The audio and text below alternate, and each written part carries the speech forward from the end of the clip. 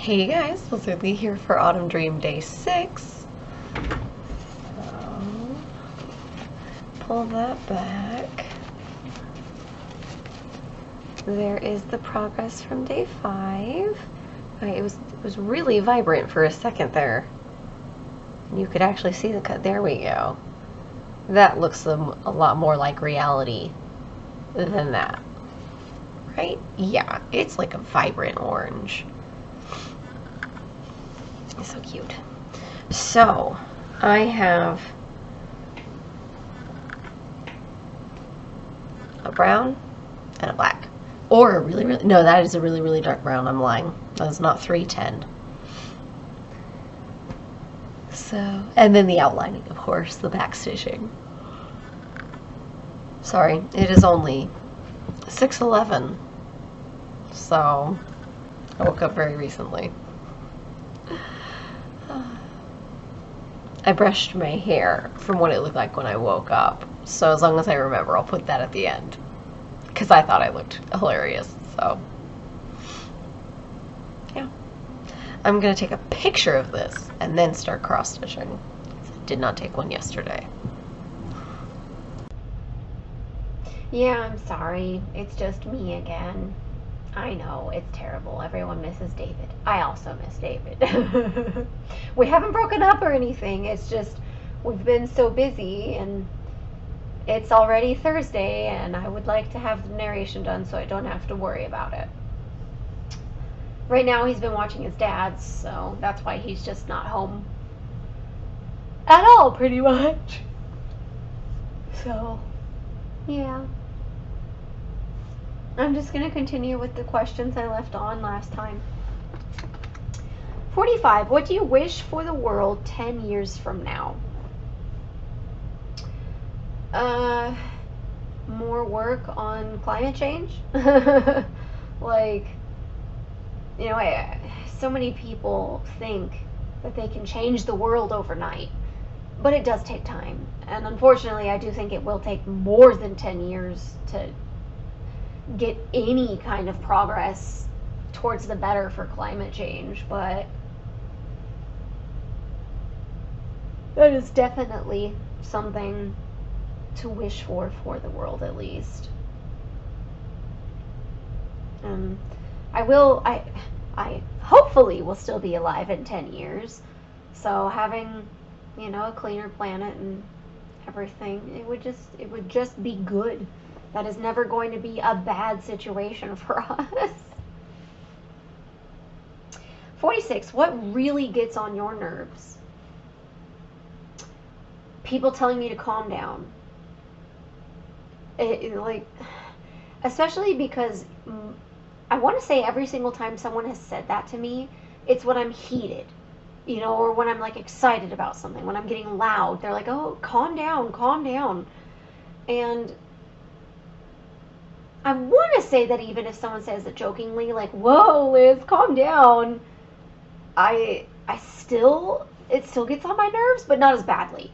But yeah, no, if I'm getting really excited and loud and someone straight up is like, wow, Liz, calm down, that makes me so irrationally angry, because I don't think I've ever really had someone say it to me when I wasn't actually calm. Like, just because I'm excited about something doesn't mean I'm not calm. Like, it's so strange. When I am genuinely really upset about something, I get quiet and I come across as calm. That is probably when you should tell me to calm down.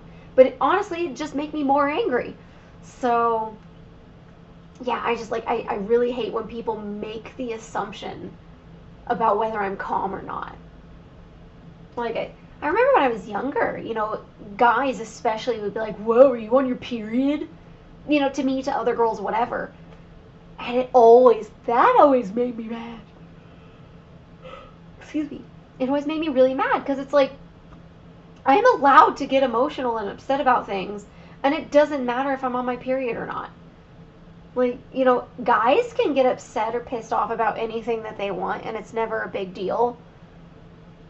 Like, what? Oh my God. But I will say, I don't think anyone has ever been able to properly determine whether I'm on my period or not. Most people, or at least every single time I can remember someone asking if I was on my period, the answer was always no. And I don't think people even now can tell if I'm on my period or not, unless I straight up say that I am. Or, like, oh, I've got cramps, oh, my tummy hurts, People can't tell, usually, if I'm on my period. Granted, I am one of the lucky ones that I don't have, some of the absolute worst symptoms that come with having a period. Like, I get cramps, but nowhere near to where some people I know get them. So I can understand why, somebody who is at like a 9 or a 10 out of 10 for pain is upset and easily angered. Surprise, surprise. 47. Is there a personality trait you just can't stand?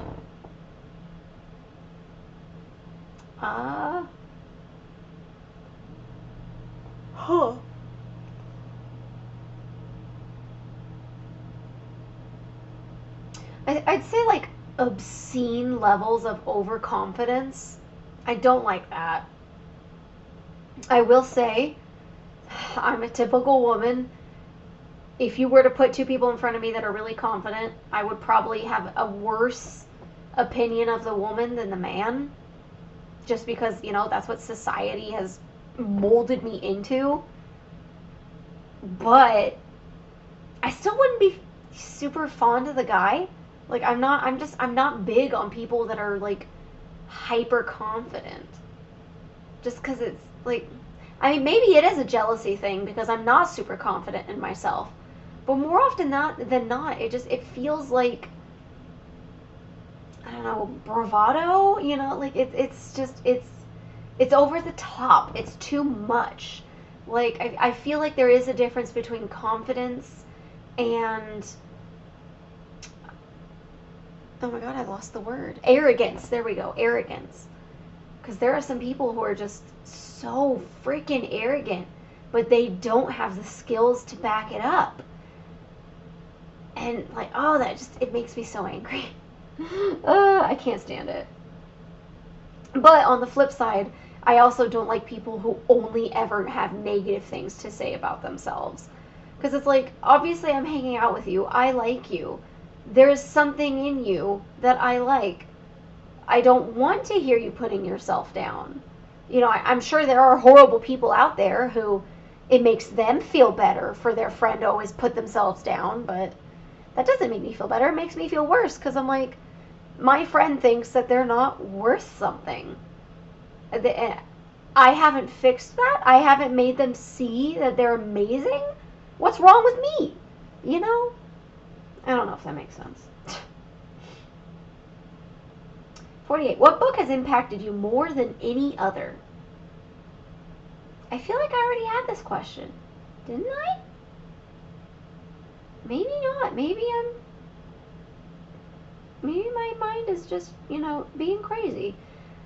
What book has impacted you more than any other? I don't know. Like, can I really say if a book has had an impact on me? Because for me, I feel like for something to have an impact, I have to talk about it the way that I talk about with Full Metal Alchemist Brotherhood. Like it has to have changed me so fundamentally that I can't shut up about it. And I would say, like, I love the Harry Dresden series, but I don't know if it really impacted me. I don't know, like, I don't feel like I've changed in any way because of it.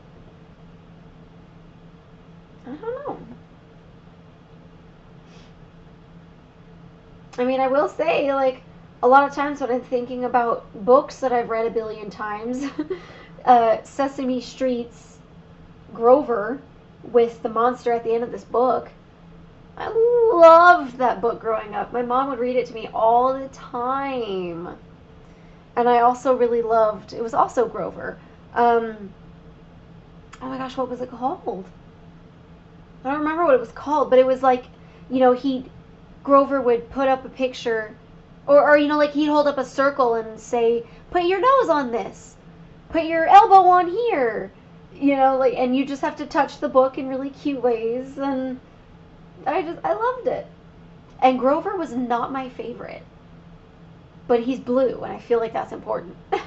Cookie Monster was my favorite, and he is blue as well.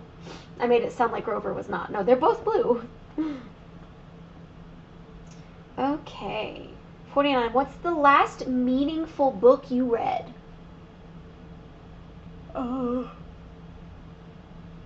Meaningful.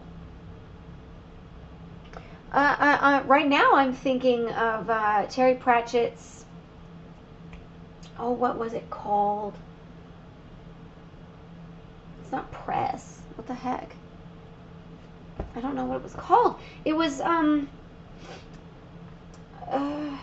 culmination of the detective Terry Pratchett game. It had a game between the the dwarves and the Ankh-Morpork. Oh, they literally made a game out of it. Oh, that's pretty cool though. Not gonna lie. Okay, but I want to go back and maybe like chess board game or something. Chess. Was it dwarves? I'm gonna try. If David were here, he could tell me immediately which book it was. Thud. Thud. Right? Yeah, Thud. That's the right one. Because part of the book included the detective. I think that's what he was called. I don't remember. It's been a while since I read that book. But, it was about him raising his kid, and at one point he's kind of stuck, and the only thing he's thinking about is how he needs to get back to his kid because it's time for him to read the bedtime story. And I thought it was really cute. So that one was meaningful. I'm gonna move on because I'm weird. 50. What's your favorite line from a movie or book? Okay, well, to be honest, the first thing that popped into my mind was Pride and Prejudice at the very end, where he's like, Mrs. Darcy, Mrs. Darcy, Mrs. Darcy. Because it was just, my heart. I loved it. It was beautiful. Is it my favorite line from a movie? Probably, honestly. I love it. It's beautiful. And then book. One of my favorite lines from a book would be from Dresden, and it was, I'm not going to be able to quote it, but it was about he who walks behind. Like, he had a couple other kind of variations on his name, and he said all of them. And James Marsters read the audiobook. So, of course, his voice was spectacular. But that group of lines, it gave me chills. I was cross-stitching as I was listening. I was like, oh my God, that is terrifying. Like, it was so good. So, yeah. I got a beautiful line and one that gave me they both gave me goosebumps, but one in a good way and one in a scary way. 51. What's your all-time favorite quote? It actually says quotes, but what's your all-time favorite quotes? Sounds weird. What are your all-time favorite quotes? My favorite quote. That's hard. Obviously, I love the movie Clue, and I do genuinely quote it a lot. If I get to a door and it's push but I pull, or it's pull but I push, I'll do the little let us in, let us out. I know it wasn't because they couldn't they didn't know how the door opened. They were actually locked in. But, you know, it's still a cute way to quote that movie because it's my favorite movie of all time. Is it my favorite quote? I feel like it's not. I feel like that's not a good enough quote to be my favorite. I do love the end of Brotherhood where he's like, you know, heart full metal. My heart. Love that show so much. It's so good. I'm trying to get my sister to watch it. Like, she keeps talking about how her favorite is Trigun, and I'm like, Stephanie, yes, Trigun is great. I love Trigun. Brotherhood is so much better.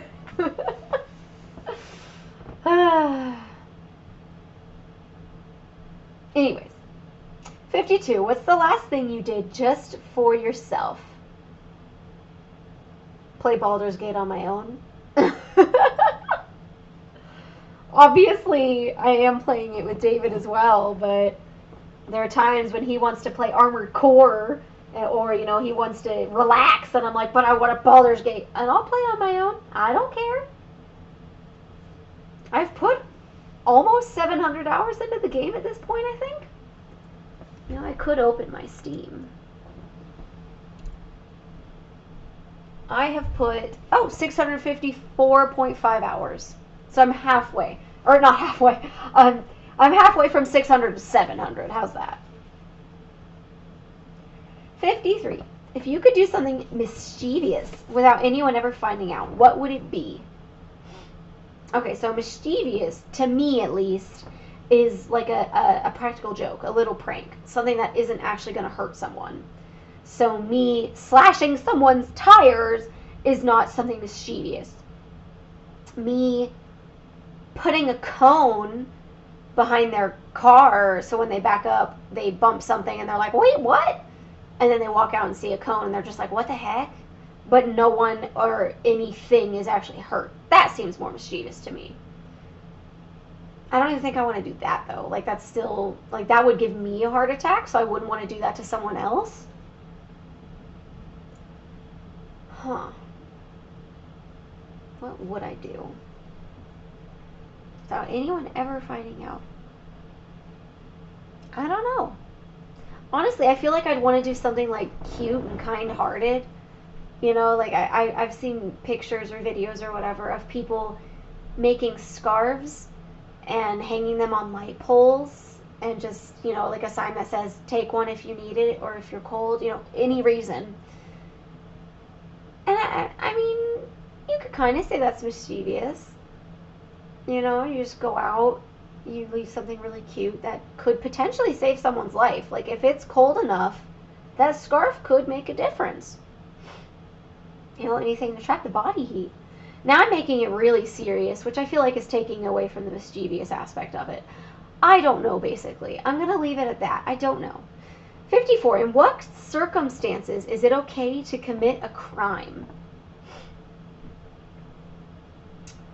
I think when you're defending yourself, and I mean, like, seriously defending yourself. I know I live in America and everybody's always, like, you know, toting their guns around and whatever.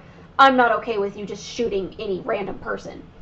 But if someone breaks into your home and they're threatening you and they have a weapon, I think you then have the right to you know, shoot them or attack them or whatever. Because, you know, they have made the very clear intent that they intend you harm. So I do think self-defense like that is not, or it is a crime, but it's okay. Because you're defending yourself. You're defending the other people in your home. So, yeah. Positives. And that is the end of Autumn Dream Day 6. I got 2 hours and 23 minutes of footage. So all of the stitches are done. And I've done 2 colors of the back stitching. I still have the single thread of the dark brown back stitching, which there's not a ton of, but I'm tired. I should be able to cross stitch tomorrow, and I should finish tomorrow. There's a bit of back stitching, but there's not a crap ton. Like it's not going to be a magnificent wizard situation where it takes days. So yeah, like, subscribe, share, comment, all that jazz, and I'll see you guys in the next video. Enjoy me brushing my hair if I remember to put it in. This is what I looked like when I woke up this morning. Like, it is 6:07. Oops. 6:07. Okay. You can still see all the lines from the shirt I slept in. I just woke up. I mean, I guess I did put my hair in a hair clip. So this is what I woke up looking like. Oh, man.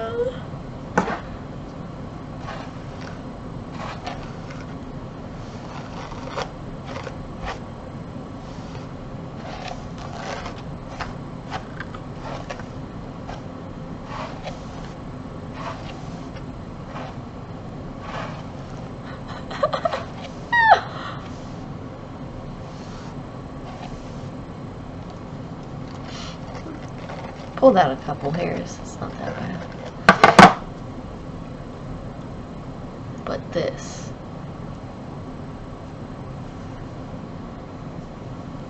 I have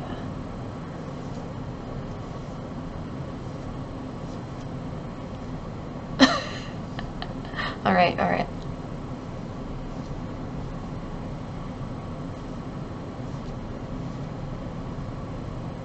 Nope, it's still...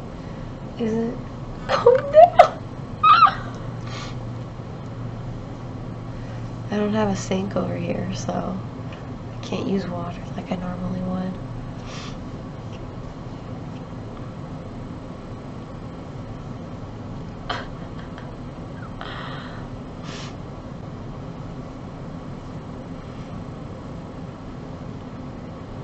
I mean, other than the weird lumpiness going on up here.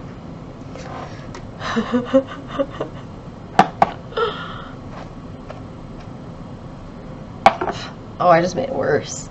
I made it so much worse.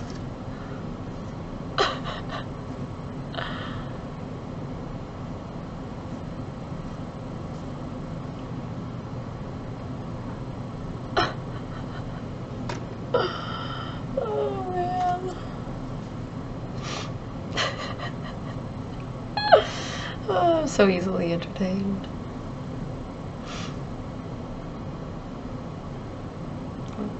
Pulled out a few more hairs. I don't have to braid my hair when I go to bed anymore. It's kind of nice. Okay, I'm gonna go film my intro now.